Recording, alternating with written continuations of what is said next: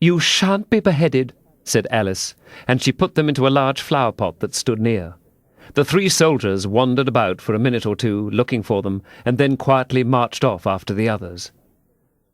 "Are their heads off?" shouted the Queen. "Their heads are gone, if it please your Majesty," the soldiers shouted in reply. "That's right," shouted the Queen. "Can you play croquet?" The soldiers were silent and looked at Alice, as the question was evidently meant for her. "Yes," shouted Alice. "Come on, then!" roared the Queen, and Alice joined the procession, wondering very much what would happen next. It's a very fine day," said a timid voice at her side. She was walking by the White Rabbit, who was peeping anxiously into her face. "Very," said Alice. "Where's the Duchess?" "Hush, hush," said the Rabbit in a low, hurried tone.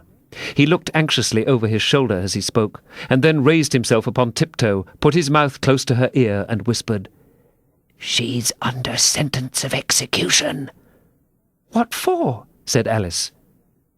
"Did you say, 'What a pity'?" the Rabbit asked. "No, I didn't," said Alice. "I don't think it is at all a pity. I said, 'What for?'"